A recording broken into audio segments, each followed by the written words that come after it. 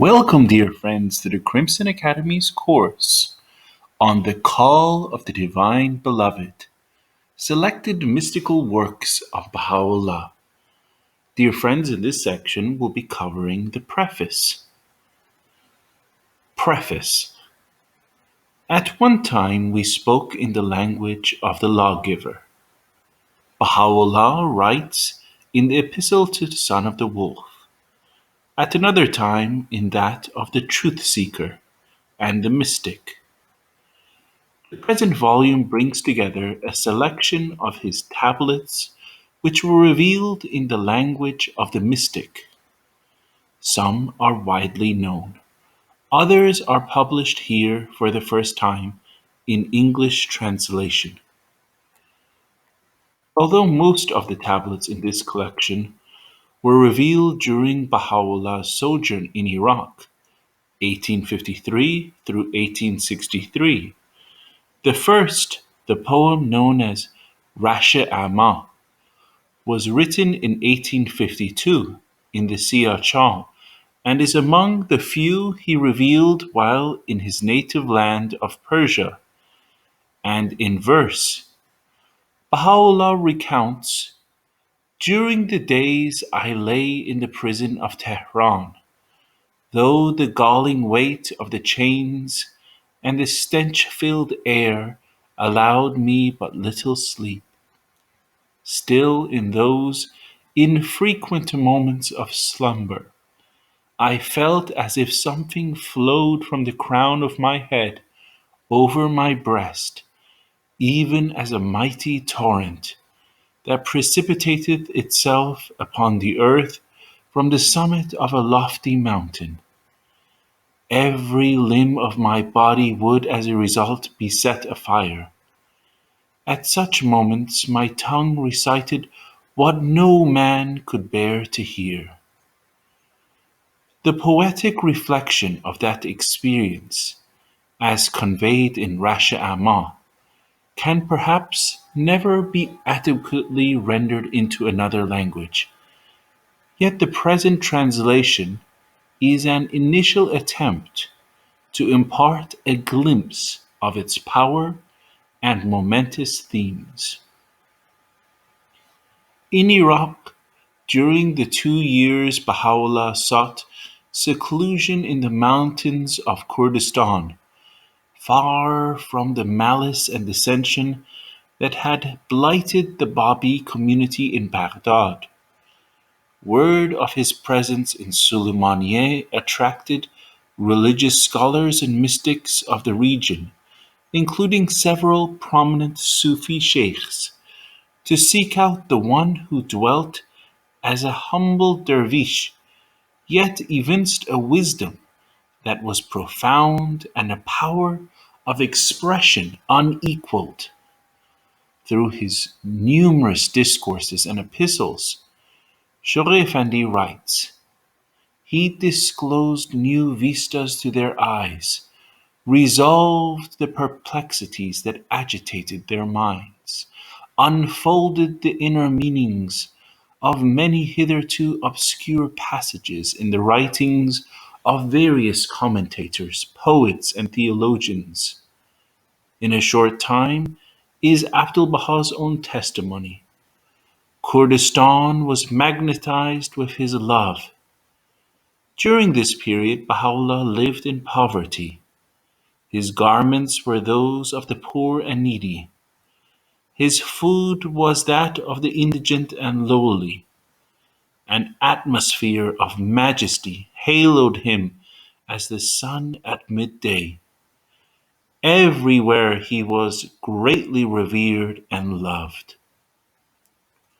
When Baha'u'lláh returned to Baghdad, his Kurdish admirers followed. The sight of ulama and Sufi sheikhs flocking to visit Baha'u'lláh astonished the religious leaders of the city, who also began to seek his presence and became enthralled. Their esteem for him in turn attracted others, from poets and mystics to government officials, and further spread his fame. This period, Shoaib Effendi tells us, saw an enormous expansion in the scope and volume of Baha'u'llah's writings. The verses that streamed during those years from his pen, described as a copious rain by himself, whether in the form of epistles, exhortations, commentaries, apologies, dissertations, prophecies, prayers, odes, or specific tablets, revivified and transformed the Babi community. It was a period so prolific that on average the unrecorded verses he would reveal in a single day and night equaled in number those of the Quran. As to those verses which he either dictated or wrote himself, their number was no less remarkable than either the wealth of material they contained or the diversity of subject to which they referred.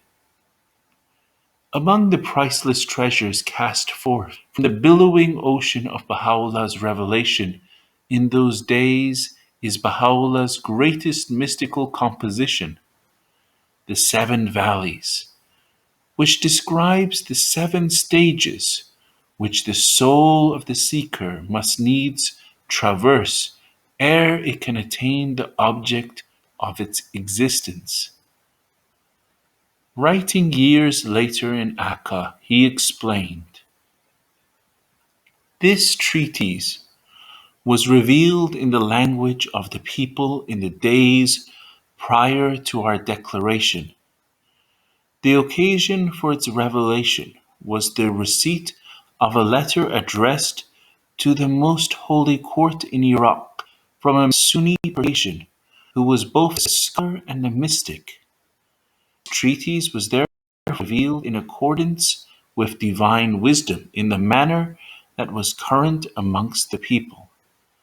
However, in this day, every soul who hath fixed his gaze upon the supreme horizon and hath recognized the one true God hath verily attained unto every one of the seven valleys or seven stations mentioned therein."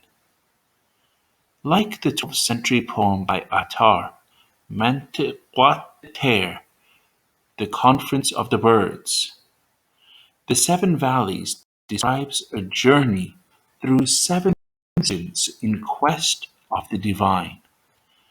However, the quest in the Seven Valleys is also one undertaken in a context defined by the imminent dawning of the new revelation and indeed the presence of the Beloved himself.